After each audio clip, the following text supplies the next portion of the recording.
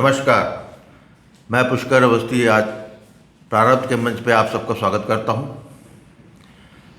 आज Friday the 13th शुक्रवार की 13वीं तारीख है और जैसा कि हमास के नेतृत्व ने अपील की थी सारे विश्व में कि आज के दिन जो है जिहाद दिवस मनाया जाएगा, तो ये बड़ी विडंबना है कि जिस जिहाद दिवस की मनाने की बात की गई और उसके जिहाद दिवस के बहाने जो है हमास के समर्थन, इजराइल का विरोध, यहूदियों का विरोध, जो कि इस्लामिक देशों में या उनकी जो जनता है उसमें है, उसको उद्गार करने का जो है उसको सामने लाने के बाद विश्व में सामने रखने की बात की गई है। यहाँ ये भयावह स्थिति ये है कि फ्राइडे 13 जो है मुख्यतः क्रिश्चियनिटी में एक बड़ा अशुभ दिन माना जाता है। उसकी अपने कई घटनाएं क्रिश्चियनिटी के इतिहास में रही है जो शुक्रवार में जो उनके लिए ठीक अच्छी नहीं हुई, और फिर जो है जीसस के 30th डिसिपल उसने जो है जुडास ने जो है उनसे विश्वासघात किया था। इसलिए फ्राइडे 13 जो है हमेशा उनके यहाँ एक माना जाता रहा है और इस पर फिल्में भी बनी हैं। तो मुझको बड़ा ये लगा कि क्या विडंबना है कि ईसाईयत जिस दिन को बड़ी भयावह मानती है उसी दिन जो है जिहाद दिवस का घोषणा हुई और लोग उसका उद्गार करने के लिए इस्लाम को मानने वाले उन्हीं क्रिश्चियन देशों में अपना रुझान दिखाते हुए दिखे। ये आज 13 तारीख है, वहाँ पे कल से ही France, America, Germany, Austria, Belgium में लगातार समाचार आ रहे हैं कि पहले से ही जो है लोग इकट्ठा होने लगे। वहाँ की लोकल पुलिस ने उनको जो है हटाने की कोशिश की, झड़प भी हुई। इस बीच जो है फ्रांस में जो है अल्लाह अकबर करके जो है 2 टीचरों को मार दिया। बीजिंग में जो कि चाइना जहाँ बड़ा सेफ बनाया था वहाँ पर जो है इजरायली डिप्लोमेट को चाकू से गोद दिया गया। तो ये एक दिखा रहा है कि ये वैश्विक पागलपन की स्थिति है और ये इसका उन्माद, इसको धार्मिक उन्माद कहिए या जो है जो बचपन से जो उनकी शिक्षा में या आचार विचार में जो उनके भरा गया है, जिस तरीके से यहूदियों के प्रति घृणा सामने आ रही है, मैं समझता हूँ कि 1930 के जर्मनी का काल जो है वो याद आ जा रहा है। और ये उस वक्त जो है उस काल में जर्मनी में था या यूरोप में कुछ जगह पे था, लेकिन इस वक्त जो है पूरी तरीके अमेरिका, कनाडा, संपूर्ण यूरोप में स्पष्ट रूप से दिखाई दे रहा है। ये एक ना रुकने वाला अंधकार युग के प्रारंभ है। ये अमावस्या बड़ी भारी पड़ने वाली है। ये 13 फरवरी 2023 कुछ भले हुआ हो, लेकिन ये हर वर्ष जैसे और जयंतियाँ मनाई जाती हैं और दिवस मनाए जाते हैं, ये इस्लामिक दुनिया के लिए, इस्लाम मानने वालों के लिए 13 फ्राइडे अक्टूबर का महीना हमेशा रिन्यू होता रहेगा। इसके कितने दुष्परिणाम निकलेंगे ये तो अगले 24 घंटे के बाद पता लगेगा। ये मैं इसको कहूँगा कि ये पाश्चात्य देशों का में जो समस्या आ रही है, दिख रहा है, जो हो रहा है, वो जो है उसके दायी जितने हमास के समर्थक हैं या फ़िलिस्तीन के समर्थक हैं, उससे कम दायी जो है यूरोप के ये वो राष्ट्र या अमेरिका भी नहीं है। ये उतने ही उत्तरदायी हैं इस घटना के। इन्होंने ही ये निमंत्रित किया, इन्होंने ही अपने लिबरलिज्म और वो कल्चर में फ्रीडम स्पीच के कारण जो इनके समाज में जो डिसिप्लिन था, कानून को मानने का जो मादा था, जो उनका समाज स्वीकार करता था, वो चरमरा के ध्वस्त हो गया। क्योंकि एक ऐसे समाज में जो है रूल बेस्ड समाज था, उसमें आपने जो है अपने राजनीतिक कारणों से, अपने वोकिज्म के कारण से, ऐसी जगह से आपने इमिग्रेंट्स बुला लिए, उनको आने दिया पिछले कुछ सालों में, जिनका कि कल्चरली भी और माइंडसेट फॉर डेमोक्रेसी दोनों ही नहीं था, ज़ॉम्बीज थे। आज वो उन्हीं के पैसे, उसी पाश्चात्य जो तंत्र है उसी के पैसे से वहाँ पल रहे हैं, और वहीं पे जहाँ उनको प्रश्रय मिला, जहाँ वो नई ज़िंदगी शुरू कर सकते थे, वहीं पे आज उसमें ही आग लगाने के लिए तैयार बैठे हैं। अभी पाश्चात्य देश को शायद अभी समझ में दिख तो रहा है थोड़ा परिवर्तन, लेकिन मैं समझता हूँ कि वो परिवर्तन ऐसा नहीं कि जो कि हमास ऐसे विक्षिप्त विचारधारा रखने वालों को रोकने में सक्षम होगी। अभी भी मैं नहीं समझता कि उनके समाज में कि उनका समाज इसलिए भी तैयार हो पाया या अभी तक उसकी भयावहता को समझने के काबिल हुआ है। मुझे तो ऐसा लगता है कि अब जो प्रतिक्रिया हमास के समर्थन से उस समाज में आएगी और समाज से जो है उनकी जो सुरक्षा तंत्र जो है वो चरमराएगा, उससे समाजी ढांचा टूटेगा। मैं नहीं समझता कि उनका तंत्र अब इतना सक्षम रह गया है कि उसको रोक पाएगा, और इसका परिणाम यही होगा कि जो आग गाजा पट्टी में लगी है वो आग जो है यूरोप और अमेरिका में लगेगी, वहाँ के समाज में लगेगी। मैं जब यूरोप और अमेरिका की बात कर रहा हूँ कि वो वहाँ इसलिए प्रमुखता दे रहा हूँ क्योंकि वहाँ पे पिछले 3 साल 4 साल से जो है एक नीति के तहत मिडिल ईस्ट के इमिग्रेंट्स को जो है स्वीकारा गया।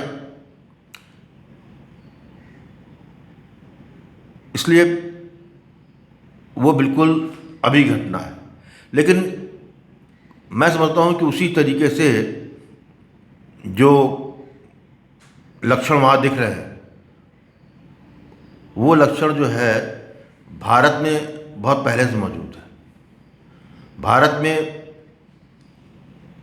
इलीगल इमिग्रेंट्स का एक बहुत बड़ा वर्ग है, वो चाहे रोहिंग्या फॉर्म में हो, चाहे बांग्लादेशी फॉर्म में हो, जो यहाँ पर आए इनको यहीं के लोगों ने बसाया।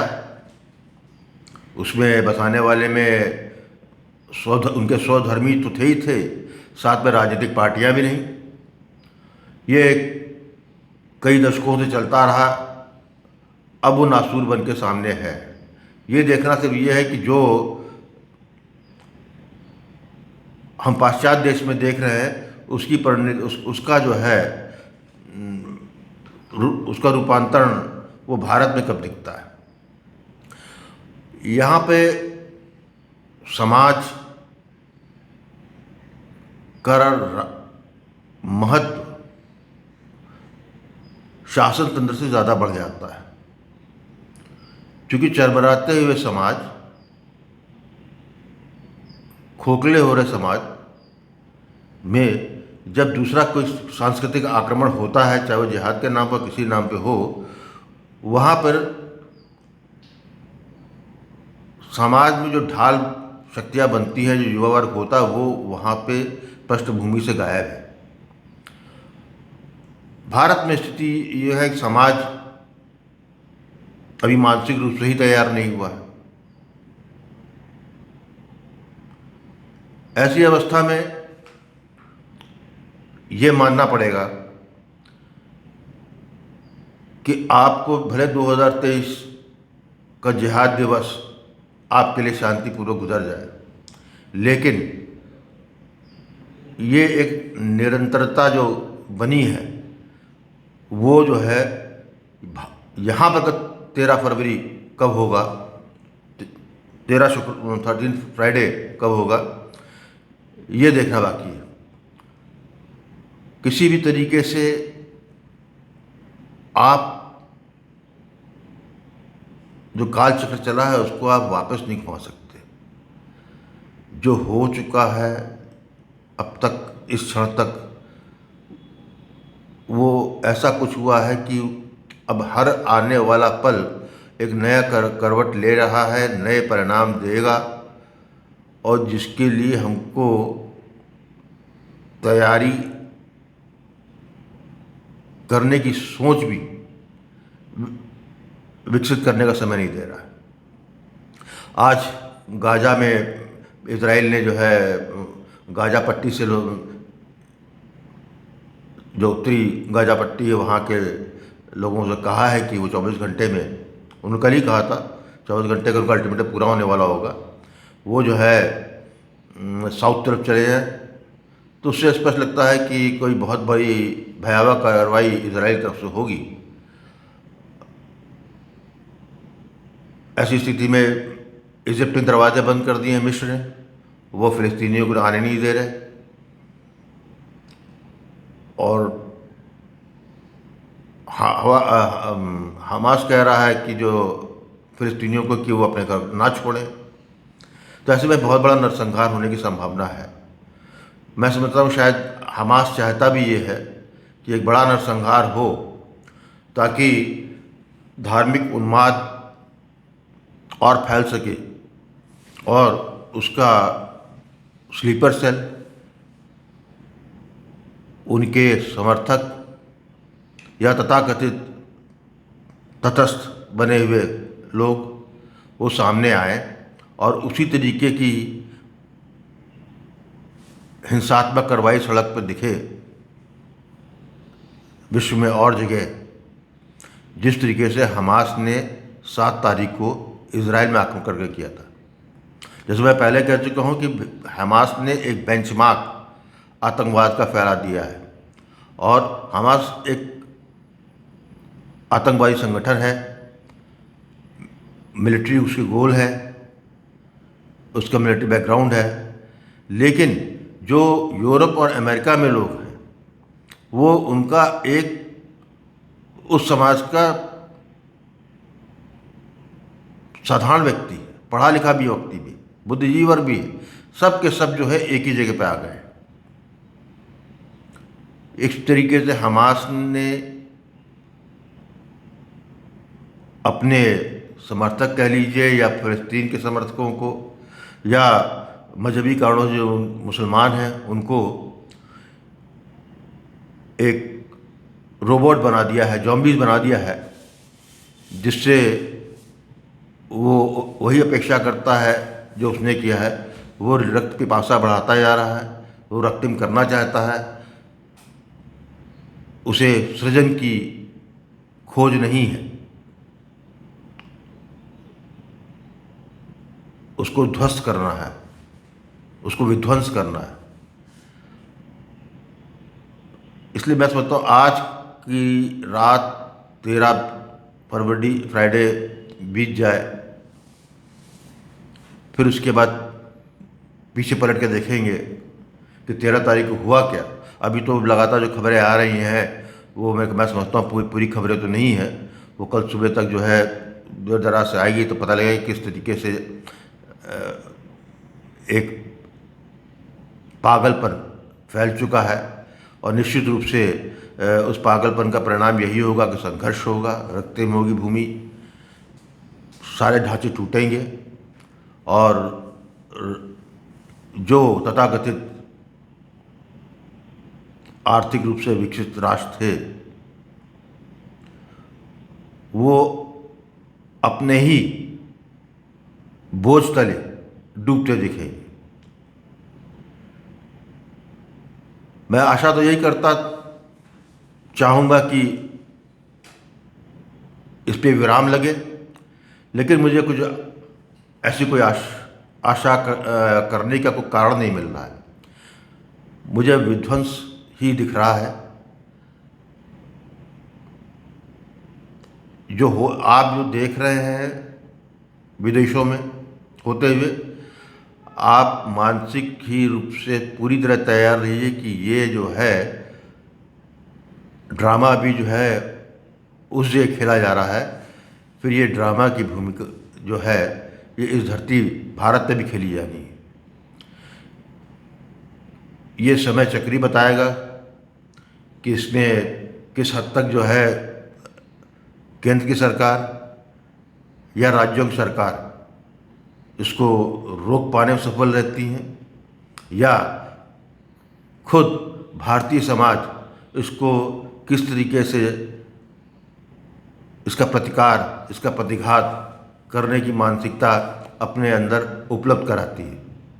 मैं इसी आशा से यहाँ अपनी वाणी को विराम देता हूँ।